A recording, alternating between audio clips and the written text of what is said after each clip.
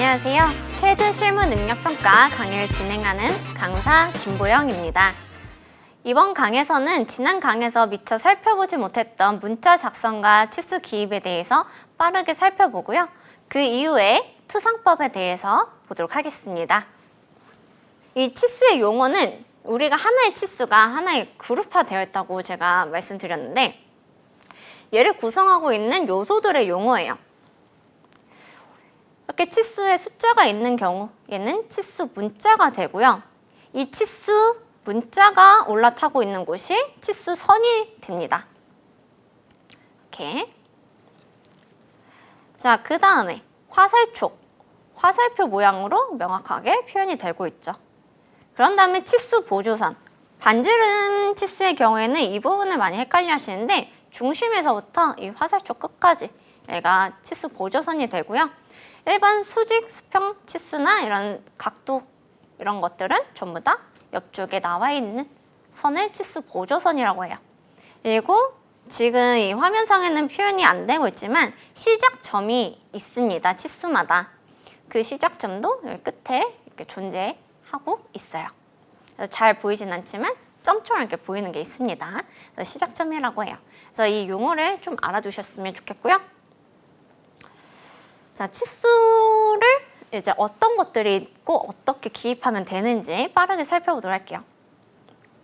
자, 일단 선형 치수부터 지름 치수까지 보도록 할 거예요. 여기까지가 제일 많이 사용하는 명령어거든요. 그래서 선형 치수는 가로, 세로의 길이 치수나 아니면 회전 치수를 기입할 때 사용을 해요.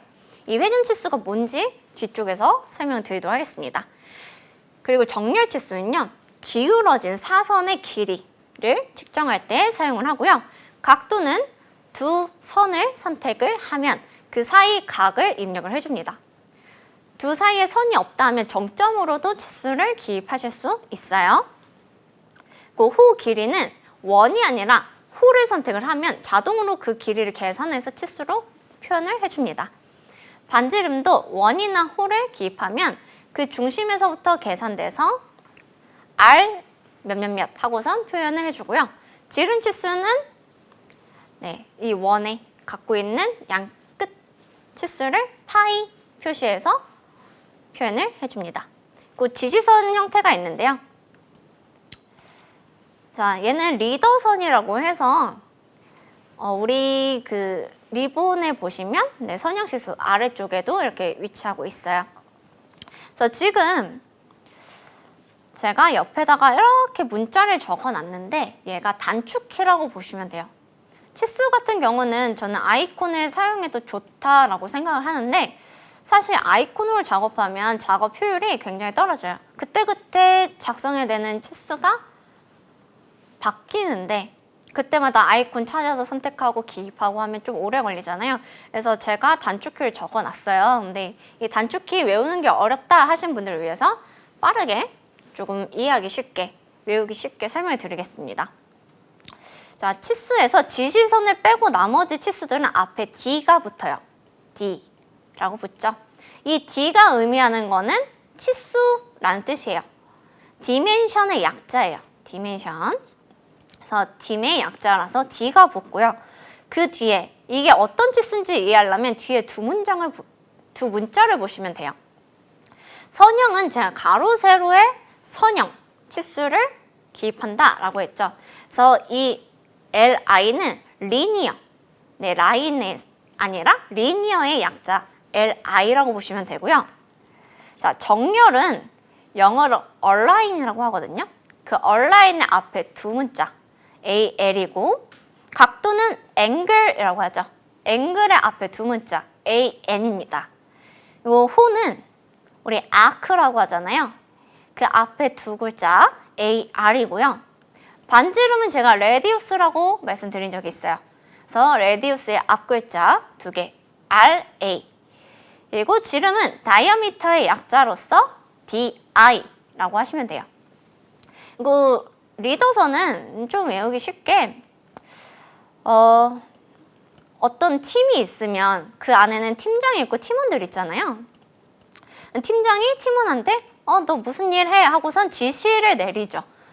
리더가 지시를 내립니다. 해서 지시선 이런 식으로 좀 외우기 쉽게 이렇게 이해하시는 게 좋을 것 같아요. 그래서 지시선은 설정창이 있는데요. 자, 지시선 명령 입력하고 명령 윈도우 보면 설정이라고 있어요. 그래서 설정에 들어오면 주석 탭이 있습니다. 주석 탭에서는 내가 어떤 지시선 형태를 뽑을 건지 선택을 하게 돼요. 그래서 보통은 여기 있는 주석 유형을 많이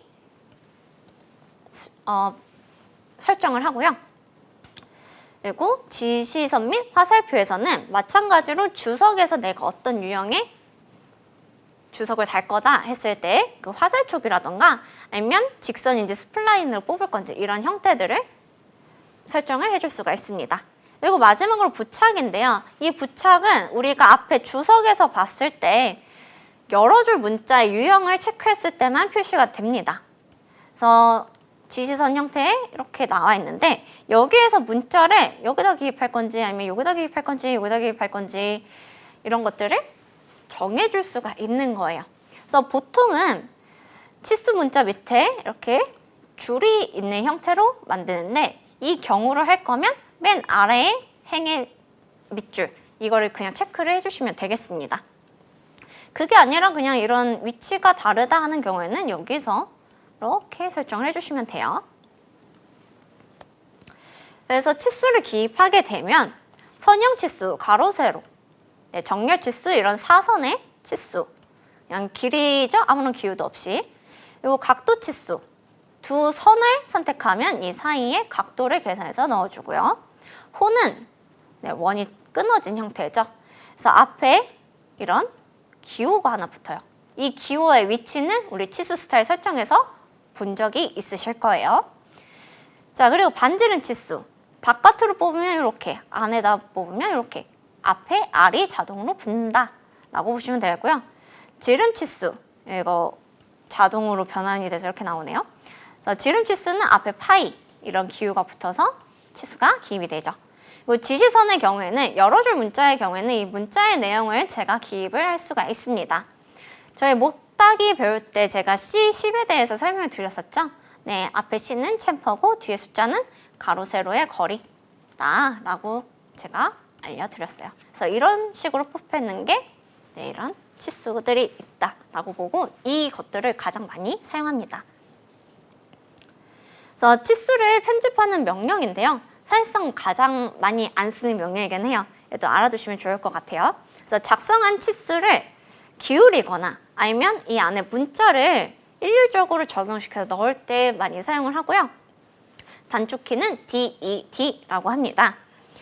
그래서 만약에 이 DED로 편집을 했는데 다시 원래대로 돌리고 싶다 하면 홈이라는 옵션을 사용하시면 되고요. 일괄적으로 다른 문자를 넣거나 아니면 편집을 할 때는 세로 만들기 그리고 치수를 이렇게 회전시킬 때는 회전 그리고 기울기는 이렇게 기울어진 그런 것들 이렇게 편집이 가능하다. 이제 잘 사용은 안 해요. 우리가 그러니까 등각도나 이런 거 작성하지 않는 한. 자, 마지막으로 치수에 대해서는 회전 치수랑 정렬 치수를 비교하고 마치도록 하겠습니다. 그림에서 지금 1번 치수랑 2번 치수가 있는데요. 이 치수는 두 개의 유형이 달라요. 하나는 정렬 치수고요. 하나는 회전 치수입니다. 자, 정렬 치수는요. 객체의 양 끝점을 지정을 해서 이 사선에 대한 길이 치수를 기입하는 거예요. 그래서 치수를 이렇게 두 점에서 찍었기 때문에 치수 보조선의 길이가 같아요. 그리고 내가 지정한 선에 대해서 치수 보조선이 직각을 이루고 있어요. 그리고 여기 치수가 기입이 되겠죠.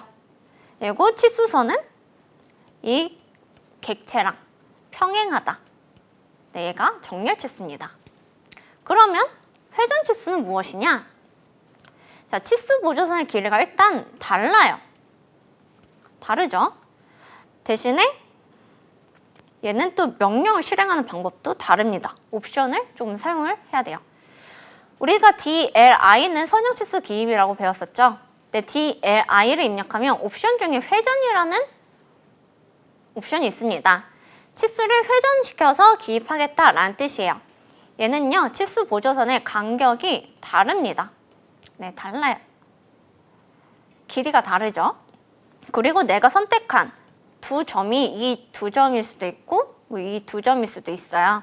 그래서 그러면 여기에 대한 수평 수직에 대한 치수가 기입이 될 텐데 회전 옵션을 통해서 내가 치수를 이 선의 양끝점에 향하는 방향으로 기울이겠다 하면서 뽑은 거예요. 보통 우리가 간격 띄우기, 옵셋 명령을 이용해서 기입하는 경우, 이런 경우에는 이렇게 회전 치수로 기입합니다. 그래서 특성에서 이 두 개의 치수를 클릭을 해보면 정렬 치수다, 회전된 치수다 하고선 다르게 나와요. 그래서 회전 치수는 선형 치수에서 옵션을 이용한다. 이거를 꼭 기억을 해두셨으면 좋겠고요. 이런 경우가 다르니까 꼭 반드시 인지를 하셨으면 좋겠습니다. 그래서 회전 치수는 내가 지정한 두 점에 갖고 있는 객체의 방향이랑 동일하다라고 보면 되겠죠? 평행한 거죠. 이제 8강 투성법에 대해서 보도록 하겠습니다. 자, 학습 목표는 이 8강에서는 투성법에 대해서만 보도록 할 거예요. 왜냐하면 이 투성법 이해를 어려워하시는 분들이 많기 때문인데요. 투성법에 대해서 이해하고 이 투성법이 종류가 한두 가지가 아니라서 몇 가지 종류 더 살펴볼 거고요. 그리고 또 다른 모르는 단어 삼각법이라는 게 있어요. 이 삼각법을 무엇인지 그리고 이걸 활용해서 어떻게 도면을 작성하면 되는지 보도록 하겠습니다. 먼저 투성법의 개요입니다. 이 개요에서는 투성법이 무엇을 뜻하는지 그리고 용어랑 종류를 좀 알아볼 거고요. 그리고 투성법을 통해서 일반적으로 원칙이 있어요. 이것도 간단하게 살펴볼 겁니다. 그리고 삼각법에 대해서 보도록 할게요. 자, 투성법이라고 하면요. 몇 개의 투영면을 설정을 해서 대상물이라고 되어 있는데 뭐 제품이 될 수 있고 실제 있는 물건일 수도 있어요. 이 물건을 이처럼 평면상에 도형으로서 완전하면서 명료하게 표현해서 작성하는 제도 기법 중에 하나라고 보시면 돼요. 목적이나 관점이나 뭐 산업 분야나 아니면 국가에 따라서도 사용하는 투성법이 조금의 차이가 있을 수는 있어요. 근데 저희 캐드 실무 능력평가 자격시험에서는 정투성법을 사용을 하고요. 이 정투성법이 무엇인지 설명을 드리도록 하겠습니다. 자, 먼저 정투성법이에요. 대상물을 일단 차지하고 공간을 먼저 분리시켜서 봐야 돼요. 어떠한 공간을 수직하게 또 수평하게 이렇게 잘라놓은 거예요. 그래서 잘라놓으면 공간이 총 4군데가 나오죠.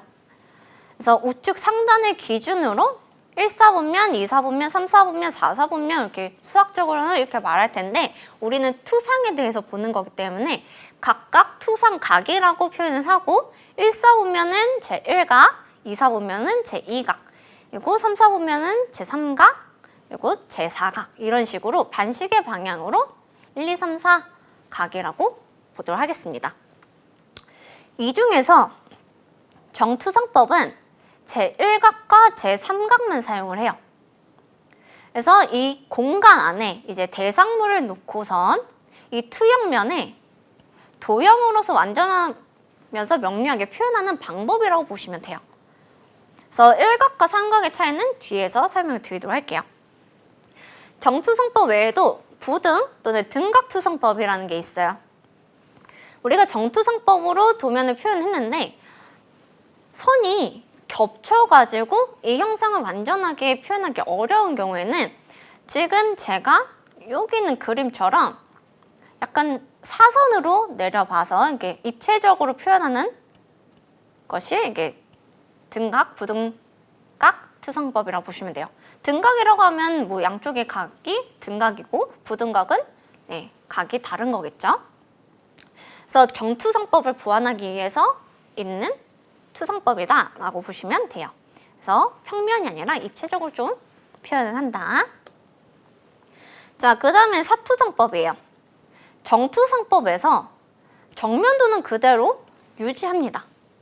다만 우리가 평면도랑 우측면도를 또 추가적으로 작성을 할 건데요. 이 평면도와 우측면도를 경사지게 작성을 해서 나타내는 투성법이에요. 그래서 두 가지 종류가 있는데 45도면 카발리에도, 라고 하고 60도면 캐비닛도라고 합니다. 그리고 투시도랑 평행도는 용어를 좀 알아두시면 좋을 것 같아서 준비했어요. 일반적으로 투시도라고 하면요. 사람이 눈으로 물체를 볼 때 원근감이 있습니다. 그래서 우리가 컵을 봐도 컵의 윗면 아랫면이 이렇게 약간 둥글게 표현이 되고요. 이렇게 컵이 있죠. 우리가 봤을 때 컵이 아래쪽에 이렇게 둥근 거, 위쪽에 이렇게 둥근 거, 이거 전부 다 원근감 때문에 그렇거든요. 우리 원의 정의 다시 한번 되새어 볼게요. 중심에서부터 모든 거리가 떨어진 거리가 같은 점들의 집합이죠. 근데 중심점은 그대로 있고 떨어진 점들이 앞쪽은 저랑 가깝고 뒤쪽은 저랑 멀어요. 옆쪽은 그대로 유지하고 있으니까 이렇게 타원형으로 표현이 될 거예요. 그쵸? 그래서 이게 원근감 때문에 이렇게 표현이 되는 거다라는 거고, 방사선에 의해서 대상물의 원근감을 좀 표현하는 경우, 그걸 투시도라고 하고 일반적으로 토목이나 건축 제도에서 주로 사용하고 있습니다. 그래서 그러면 평행도는 무엇이냐? 대상물의 원근감을 무시하는 거예요. 원근감 없이 무조건 평행하고 수직되게 보는 방법입니다. 일반적으로 기계제도에서 주로 사용하고요. 우리 CAD 실무 능력 평가에서도 평행도를 기준으로 작업을 해요. 그래서 이 두 개의 차이점, 원근감의 유무다라는 거 알아두셨으면 좋겠고요. 투상도의 일반적인 원칙 5가지가 있는데 일단 4가지부터 보도록 할게요. 일단 대상물이 눈앞에 있고 얘를 도면화 시킬 거잖아요. 그랬을 때 내가 어디를 도면으로 표현을 할 건지 그 평면을 선택을 해야 돼요. 이때 선택하는 기준은 가능한 숨은 선이 적게 보이는 방향을 선택하는 거고요. 또 정면도는 대부분 왼쪽 아래에 정면도를 놔두고 측면도, 평면도 이런 순으로 배치를 해요. 이랬을 때 정면도에 그 대상물의 특징이나 모양, 치수가 가장 잘 나타날 수 있는 투상도를 선택을 합니다. 그리고 대상물의 형상이 좀 어렵더라도 판단하기 쉽게 하는 방향으로 기준을 잡으셔야 되고요. 대상면의 주요면은 가능한 투상면의 평행 또는 수직되게 나타난다라고 하는데 이게 평행도라는 뜻이에요. 옆에서 봤을 때 이렇게 기울어진 면인데 제가 얘를 앞에서 봤을 때는 어떠한 면이 되겠죠. 그래서 평면상에 완전하게 나타낼 수 있도록 원근감 없이 이렇게 작성하라 이런 뜻이거든요. 그래서 일반적인 원칙이다 라고 보시면 될 것 같아요. 그리고 5번째는 점과 직선, 평면의 투상법인데요. 우리가 객체를 보면 점, 선, 면이 있을 거예요. 입체적인 거는 면이 이렇게 구성돼서 입체를 만들잖아요. 그리고 면은 선이 구성되어서 만들어졌고 선은 점으로 구성되어서 만들어졌죠. 그래서 투상을 할 때 참고하시면 좋은 사항이거든요. 그래서 점이 어떠한 공간상에 있을 때 얘는 점일 수도 있고 선일 수도 있어요. 왜냐하면 바라보는 방향에 따라서 얘는 선이 될 수도 있습니다. 그 점이 평면도 위에 있을 때, 그리고 점이 정면도, 입하면이라고도 하거든요. 정면도에 있을 때 각각 달라요. 그리고 점이 또 기준선 위에 있을 때, 이거는 점은 조금 참고를 해두시면 되겠고요. 우리가 중요한 거는 일단 직선과 평면이에요. 자, 한 화면에서 제가 평행한 선을 이렇게 그렸어요. 지금 화면에서. 한 이 길이가 20mm를 제가 그렸다 하면 이 선의 길이 20mm겠죠. 그러니까 평행한 직선은 실제 길이를 나타낸다. 이런 뜻이에요. 그래서 한 화면에 수직인 직선은 점이 된다는데 얘는 좀 입체적으로 제가 그려볼게요.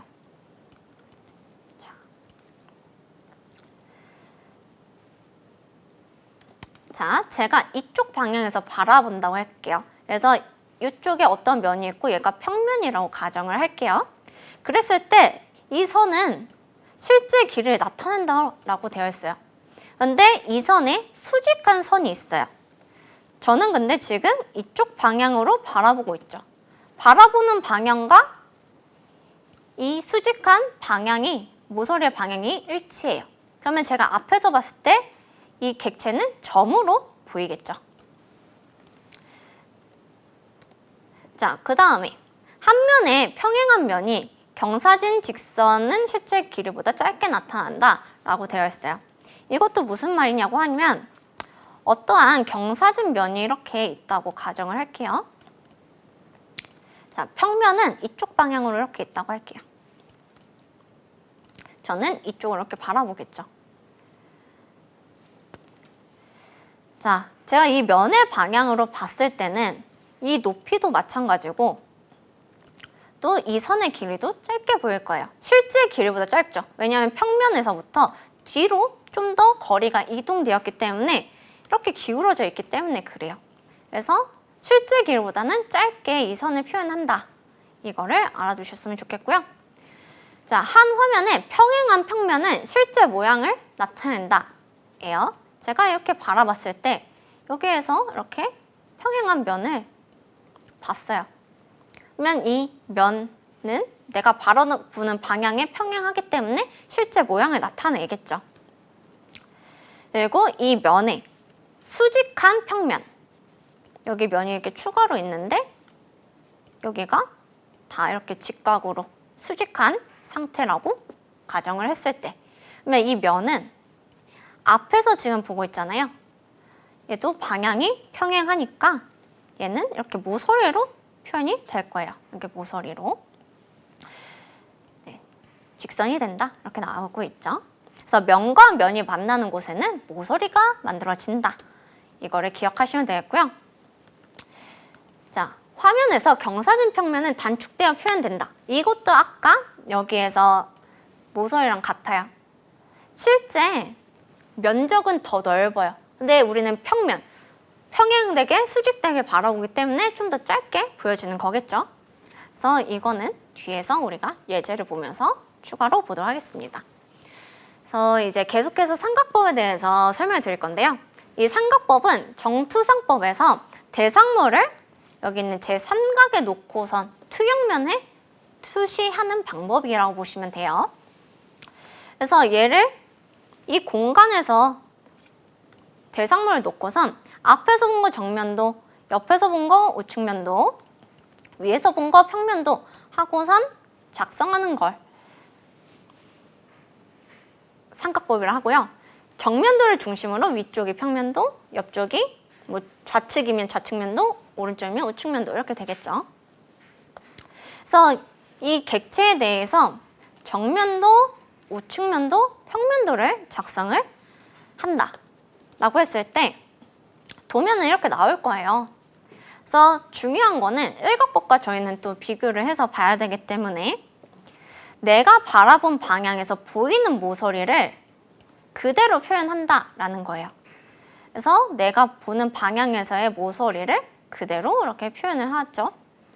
이 안에 원의 4분점은 있지만 눈에 보이지 않으니까 이렇게 숨은 선으로 표현을 한 거고요.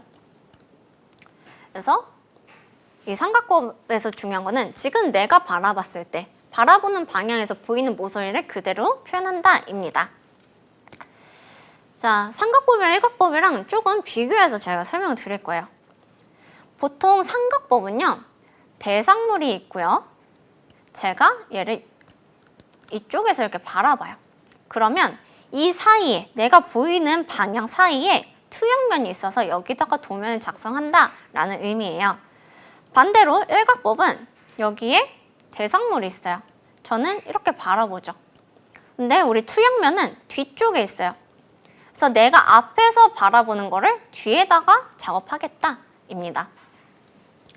그래서 대상물, 투영면, 눈순이면 삼각법, 투영면, 대상물, 눈순이면 일각법이라고 하는데 이렇게 하면 좀 어렵게도 느껴져요. 그래서 옆에다가 제가 도면을 준비해봤는데, 자, 여기 있는 니은자 객체를 제가 정면도라고 가정을 할게요. 정면도에서 가정했을 때 제가 위에서 바라본 거를 위에다가 표현을 했죠. 자, 위에서 바라보면 여기 있는 점은 위에서 바라봤을 때는 모서리가 돼요. 근데 위에서 바라본 형상은 아래쪽에다가 표현합니다. 그래서 반대로 또 보면 아래쪽에서 봤을 때 여기 있는 점들은 모서리가 보이지 않죠. 존재하지만 보이지 않으니까 위쪽에다가 숨은 선을 그려요. 그러니까 내가 바라보는 방향의 반대쪽에 이렇게 도시를 하는 거죠. 자, 다시 한번 옆쪽에서 본다 가정할게요. 여기서 봤을 때 여기 모서리들은 마찬가지로 눈에 보이지 않아서 숨은 선이 되는데, 자, 좌측에서 바라본 걸 우측에다 그려요.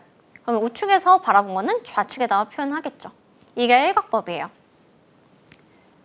자, 삼각법은 우리가 정면도에서 위쪽에서 바라봤을 때 이 모서리 보여요. 위에서 바라봤을 때 이 모서리가 보인다. 실선. 아래에서 바라봤을 때 이 모서리 보이지 않는다. 숨은 선. 네. 좌측에서 바라봤을 때 보이지 않죠? 숨은 선. 우측에서 바라봤을 때 보이니까 실선. 이런 식으로 내가 그냥 바라봤을 때 보이는 모서리를 그대로 표현하는 거, 이게 삼각법이라고 보시면 돼요. 일반적으로 KS나 ISO 규격에서는 삼각법을 기준으로 많이 사용하고 있고요. 일각법이 사용 안 되는 건 아니에요. 일부 국가나 아니면 산업 분야에서도 일각법을 아직까지도 사용하는 경우가 있습니다. 근데 점차 이렇게 삼각법으로 넘어오고 있다고는 들었어요.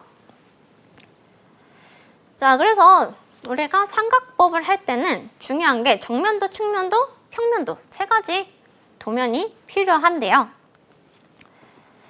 정면도랑 측면도의 바닥의 높이가 같아요. 위의 높이가 같아요. 그리고 평면도의 정면도 이런 폭이 같아요.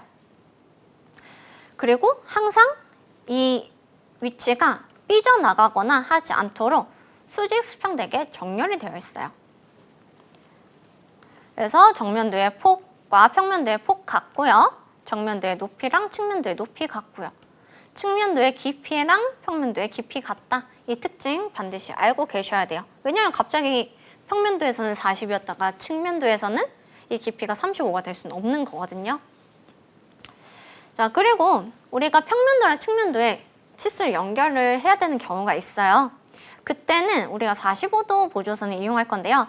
측면도의 왼쪽 끝에서부터 평면도의 가장 아래쪽 끝에 교차점, 여기를 통과하는 45도 보조선을 작성을 해서 내가 원하는 지점에서부터 이렇게 통과해서 선을 가져올 수가 있습니다.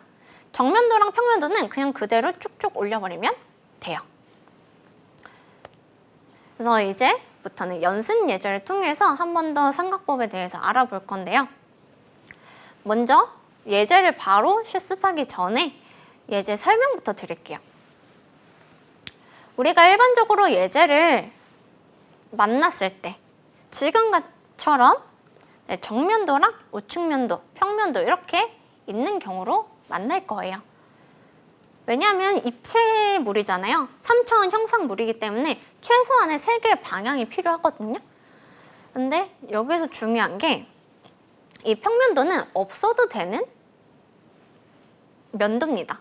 왜냐하면 입체물이라서 최소한 3개의 방향에서 본 뷰가 필요한데 평면도 없이도 정면도, 우측면도만 가지고 형상을 상상할 수가 있고요. 물체를 만들 수가 있어요.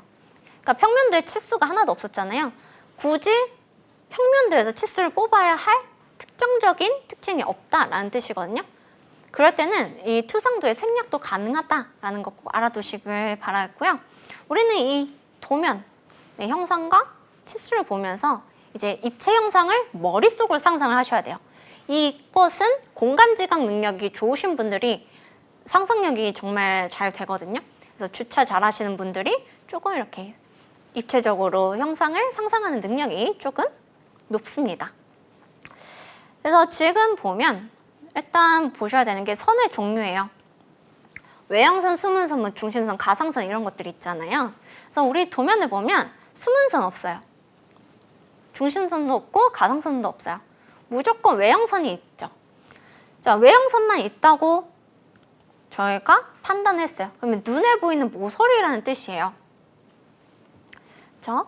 그래서 이 외형선인데 이 외형선을 제가 또 쪼개서 보도록 하겠습니다. 일단 정면도를 기준으로 볼게요. 다 똑같은 외형선이지만 각각 하나의 객체를 색상을 달리해서 제가 표현을 했어요. 얘만 보시면 안 되고 다른 측면들도 같이 보셔야 되겠죠. 그래서 두 개를 같이 봤을 때 이치 형상을 이렇게 상상을 하셔야 돼요. 그래서 보시면 지금 노란색 선이 우리 정면도에서는 하나의 선인데 입체적으로는 이렇게 두 개로 나뉜 선이에요. 왜냐하면 우리가 바라보는 방향, 정면도가 여기라고 했을 때 이 바라보는 방향과 이 모서리는 평행하기 때문에 점으로 표현되죠. 그래서 여기 이 지점에서 점으로 표현이 되는데 그렇다고 이 선을 두 개로 나눠서 그리냐? 그건 아니에요. 우리가 같은 종류의 선이 이렇게 중간에 이렇게 끊어져 있더라도 하나의 선으로 그리셔야 됩니다. 끊어서 그리시면 안 돼요. 나중에 도면 편집할 때 굉장히 힘들어집니다. 여기 위쪽에 있는 모서리도 마찬가지죠. 빨간색 선인데 우리가 이쪽 방향에서 바라봤을 때 이 모서리는 또 점으로 보여요. 여기서 점으로 보이죠. 하지만 이 모서리는 수평한 선 한 개로 표현한다. 그래서 모서리가 어떻게 연결되어 있는지 잘 보셔야 되고요. 여기서 중요한 게 하나 더 있습니다. 여기 모서리예요. 여기랑 여기, 이 두 개 모서리가 중요해요. 제가 지금 이쪽 방향에서 바라보고 있잖아요. 그런데 이렇게 표현을 했어요. 자, 왜 문제가 되냐면 여기선에는 지금 두 가지가 나와요. 왜냐하면 내가 바라보는 방향에서 외형선이 나오고요. 이 외형선 뒤쪽에 얘는 보이지 않는 선이에요. 존재는 하지만. 그러면 숨은 선이 나오겠죠. 근데 도면상에서는 실선 하나로만 표현을 해요. 두 가지 선을 둘 다 그리진 않습니다. 자, 그 이유는 선에 또 우선순위가 있어요. 우선순위 제가 적어드릴게요. 가장 우선순위가 높은 선은 외형선이에요. 외형선과 숨은선이 겹쳤다. 외형선이 우선이에요. 그럼 외형선만 표현을 하시면 돼요. 중심선이 겹쳤다. 외형선이 가장 높아요. 외형선만 표현하시면 돼요. 그 다음에 높은 게 숨은선이에요. 근데 숨은선보다 외형선이 더 높기 때문에 숨은선 표현하지 않는 거죠, 여기에는. 그 다음에 높은 게 중심선이에요. 그 다음에 높은 게 치수예요.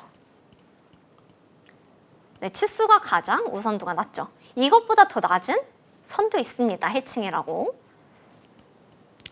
그래서 선의 우선순위가 있고 만약에 동일한 선이 겹친다 하면 그 우선순위에 따라서 그 해당 선만 하나만 작성을 해주시면 돼요.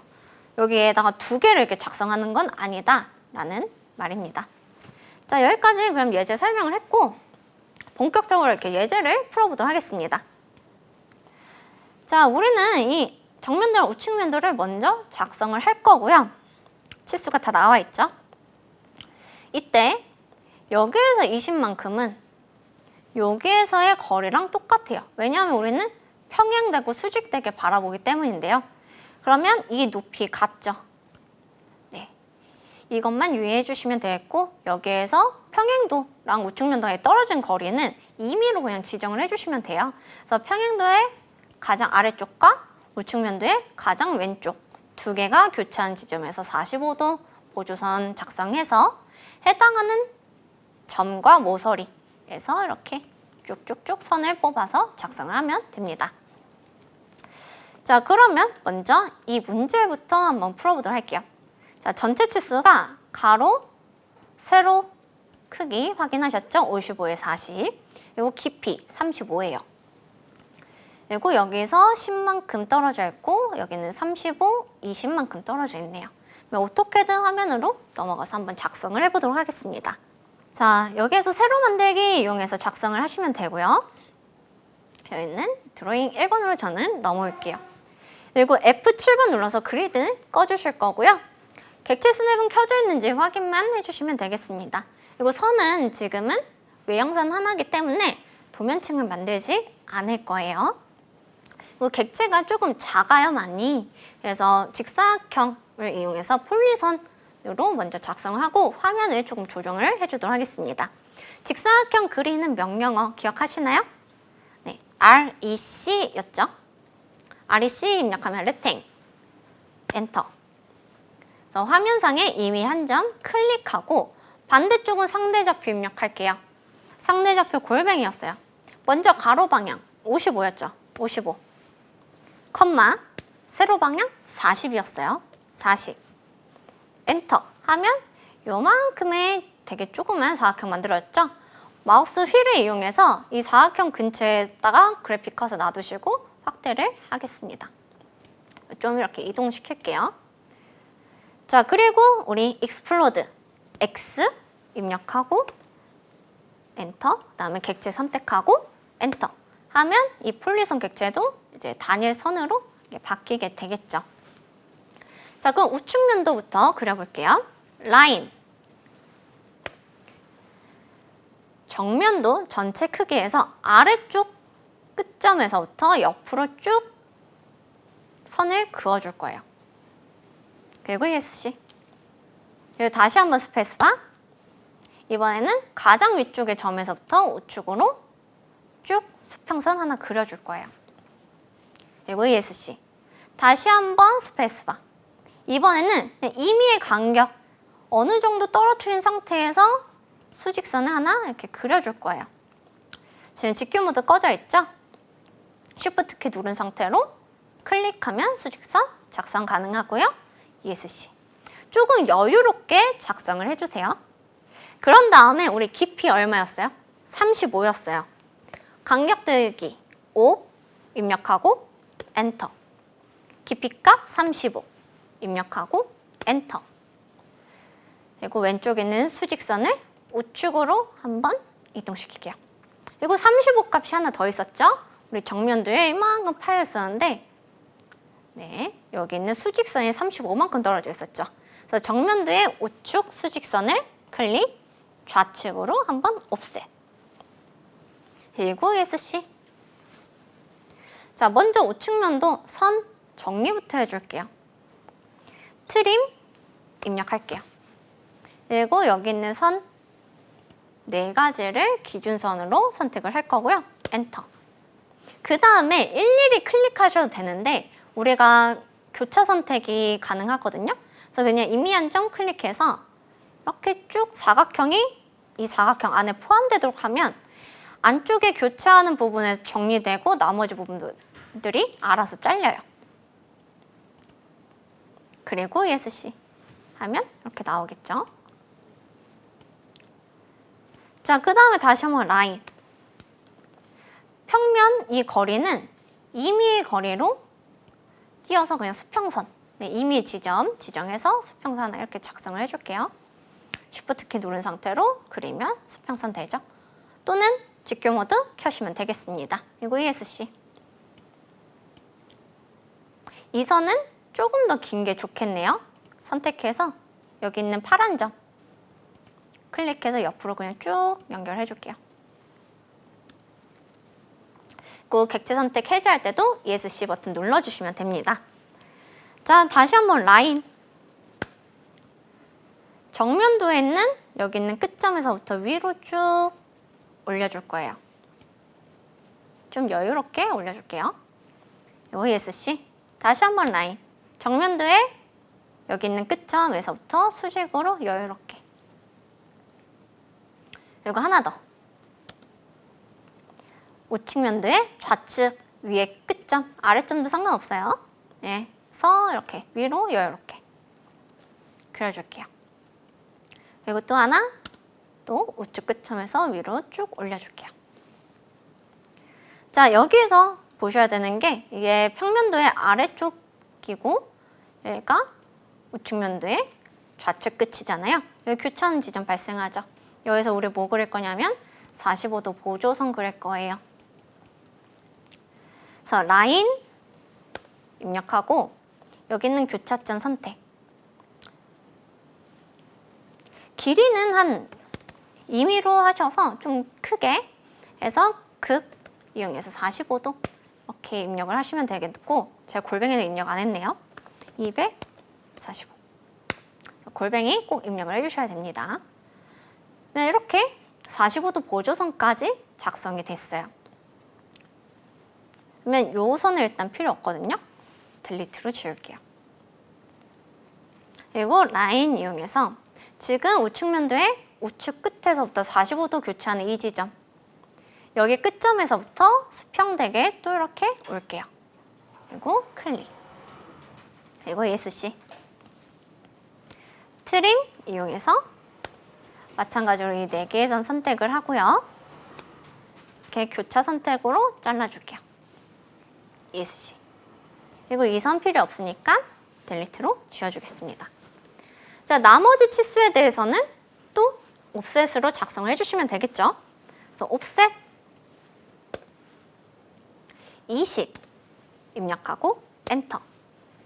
정면도에 있는 수평선 아래쪽으로 하나 이렇게 만들어줄게요. 이렇게. 그리고 ESC. 다시 한번 옵셋. 이번엔 10. 우측 면도의 우측 수직선을 안쪽으로 옵셋 하면 되겠죠. 자, 그리고 아까 예제 설명드릴 때 제가 여기 있는 이 모서리랑 여기에서 이렇게 만나는 이 모서리랑 같다고 했어요. 그쵸? 그러면 라인 이용해서 이 끝점에서부터 여기 있는 수직선까지 오시면 되는데 중간점 스냅 잡힌다고 바로 클릭하지 마시고요. 이 선은 평행해야 되잖아요. 그래서 Shift 오른쪽 마우스 클릭하면 직교라고 있습니다. 직교하는 부분을 클릭을 해줄게요. 그리고 ESC. 불필요한 부분들 정리해주면 되겠죠? 트림. 일단 여기만큼 선택을 해서 연장된 이 두 선, 그리고 이 선까지 선택을 해줄게요. 자, 그러면 우리가 도면상에서 봤던 정면도, 우측면도는 작성을 했어요. 자, 그러면 이제 평면도의 형상을 완성을 해야 돼요. 자, 여기에서 모서리의 끝점. 자, 우리가 이렇게 생긴 걸 이렇게 만들 건데 이 모서리 정면도에서는 점이 되죠. 이 점에서부터 수직선 하나 뽑을 거고요. 여기 있는 모서리도 우측면도에서 봤을 땐 점이 되어 있어요. 그래서 수직하고 교차하는 지점에서 또 수평되게 이렇게 그려줄게요. 그래서 라인 이용해서 여기 있는 끝점에서부터 위로 쭉 여유롭게 그려주세요. 다시 한번 라인, 여기에서부터 45도 보조선 통과, 여기에서 여기까지. 자, 제가 방금 여기에서 바로 교차점을 찾았는데 이유는 저는 F10번에 극좌표 추적이 켜져 있습니다. 90도로. 그렇기 때문에 바로 찾을 수가 있는 거예요. 그리고 ESC. 불필요한 부분 또 추가적으로 트림으로 정리를 해줄게요. 그래서 여기 삐져나온 부분, 여기 부분, 여기 부분. 이거 ESC하고 여기 있는 수직선 지워주시면 되고요. 도면 작성이 끝났다고 하면 45도 보조선도 필요 없으니까 지우시면 되겠죠. 자, 다시 한번 이제 PPT로 돌아와서 두 번째 예제 설명을 드리도록 할게요. 자, 두 번째 예제. 이렇게 도면, 또 정면도 우측면도가 주어졌어요. 그러면 우리는 가장 먼저 해야 되는 게 입체 형상을 상상을 하셔야 됩니다. 지금 이렇게 입체 형상이 주어지고 있지만 얘가 주어지지 않아요. 그렇기 때문에 항상 없는 상태로 이렇게 파악하셔야 되고요. 예를 보면 지금 정면도에서 봤을 때 한쪽에 모서리가 기울어져 있어요. 근데 얘는 입체죠. 이 모서리는 면이라고 생각하면 되시고 이 면이 기울어져 있다라고 보면 돼요. 근데 우측면도도 봤더니 우측면도의 면도 이렇게 기울어져 있어요. 그쵸? 그러면 이 면도 기울어져 있고 이 면도 기울어져 있다. 이렇게 파악을 하시면 돼요. 그래서 우리가 지금 면과 면이 만나는 곳에는 모서리가 발생하고 이 모서리가 기울어져 있으면 실제 길이보다는 짧게 도면이 작성된다. 이런 거 학습했죠, 앞에서. 얘도 한번 우리 오토캐드 화면으로 돌아가서 보도록 할게요. 자, 화면은 옆으로 이렇게 이동해서 보도록 할게요. 자, 라인 이용해서 한 점 지정하고요. 가로 얼마였죠? 골뱅이 50,0 이렇게 작성을 해주면 되겠네요. ESC. 그 다음에 다시 한번 라인. 저는 왼쪽 끝점에서 위로 40이었죠. 그래서 골뱅이 0,40 이렇게 하면 되겠네요. 그쵸? 그런 다음에 여기서는 수평선을 임의로 그냥 그려줄게요. 왜냐하면 여기가 각도이기 때문에 여기 길이 몰라요. 라인 이용해서 여기서 수직선을 그려서 각도 입력하셔도 되고, 아니면 우리 X라인에 각도 옵션 있었죠. A. 자, 이제 반시계 방향이 아니라 시계 방향으로 70도니까 마이너스 70도가 됩니다. 그리고 이 점은 여기 끝점을 통과하겠죠. ESC 트림 이용해서 선 정리부터 해줄게요. 이렇게 ESC. 자, 우측면도 아까랑 동일해요. 라인 이용해서 정면도의 가장 아래쪽 끝점에서부터 수평대게, 가장 위쪽 점에서 수평대게, 그리고 이미지 지점 띄워서 수직대게. 이번엔 저는 우측 끝에 수직선을 그린 거예요. 그리고 옵셋 이용해서 40만큼 띄워지겠죠. 근데 여기는 수직선이 아니라 경사져 있으니까 경사선을 작성해야 되겠네요. 일단 경사선의 시작점 알고 있으니까 X라인, 각도 A, 각도값 75도. 이번엔 반시계 방향이죠. 그러니까 마이너스가 아니라 그냥 플러스 75도. 그 다음에 여기 있는 끝점, 교차점 선택하고 ESC. 그래서 여기 있는 수직선은 필요 없으니까 델리트로 지워줄 거고요. 나머지는 트림 이용해서 정리를 해줄게요. 이렇게. 간격이 좀 멀다 하면 무브 이용해서 직교 모드를 킨 상태로 옮기셔야 돼요. 왜냐하면 우리 밑면에 항상 수평되게 돼야 되기 때문에. 자, 이 상태에서 우리 이제 평면도 완성을 해보도록 하겠습니다. 평면도에서는요, 여기에서 떨어진 거리는 임의로 지정을 할게요.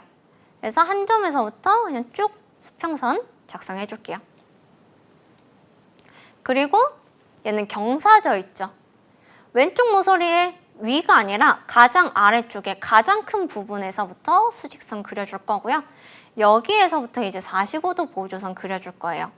그래서 X라인 A 45도 하면 무한대의 45도 선을 작성할 수가 있죠. 트림 이용해서 이 선을 기준으로 연장된 부분만 잘라줄 거고요. 이 선은 이제 필요 없으니까 델리트로 지워줄게요. 라인 이용해서 우측면도의 끝에 점 F10번 이용해서 저는 극좌표 킬 거고요. 여기 있는 교차점에서부터 수평되게. 라인 이용해서 정면도에서부터 위로 그냥 수직되게 하나, 둘, 이렇게 전체적인 부분을 먼저 가져올게요. 이 트림 이용해서 일단 이렇게 직사각형 하나 먼저 작성을 해주도록 하겠습니다. 그래서 우측에 있는 이 수직선은 이제 필요 없으니까 델리트로 지워줄 거예요. 자, 그러면 잘 생각하셔야 돼요. 여기 있는 경사면이랑 여기 있는 경사면이 만나서 여기 있는 이 모서리를 생성이 됐잖아요. 이 모서리는 이면이 지금 경사가 져 있으니까 이렇게 되어 있을 거고요. 이면도 경사가 져 있으니까 이렇게 되어 있을 거예요. 이 모서리 작성을 하면 되겠죠. 그래서 작성을 할 때는 시작점도 필요하지만 끝점이 필요해요. 그래서 우리 여기 있는 지금 각져서 면이 꺾여서 모서리가 발생하는 이 점, 이 점에서부터 위로 가져올 거고요. 여기도 면 두 개가 만나면서 모서리가 발생하고 있는데 바라보는 방향에 대해서 점이죠. 그래서 45도 보조선 통과해서 수평으로 가져올 거예요. 그러면 여기에 여기 윗면에 대한 면이 작성이 돼요. 그 다음에 여기 있는 교차점을 선으로 이어주면 두 개의 경사면이 만나는 사다리꼴 만들 수가 있겠죠. 그래서 라인 이용해서 여기서부터 여기까지. 그래서 다시 라인 이용해서 45도 보조선 통과해서 여기까지. 트림 이용해서 두 개의 선을 기준으로 연장된 부분 잘라줄 거고요. 이 선은 필요 없으니까 델리트로 지워줄게요. 제가 그때그때 효용이 다한 선을 지우는 이유는 이 선이 남아있다 보면 나중에 헷갈리니까 작업이 끝났다 하면 지워주시는 게 좋아요. 그래서 라인 이용해서 두 점을 이어주면 되겠죠. 그래서 여기 있는 45도 보조선까지 지어주시면 이 두 면에 대해서 평면도 하나 만들어 보았습니다. 여기까지 예제 작성을 해 보았고요. 투상법을 이용해서 삼각법을 이용하는 방법 계속해서 다음 강에서 살펴보고 이제 또 다른 원기둥에 대해서도 살펴보도록 하겠습니다. 이번 강의는 여기서 마치도록 하겠습니다.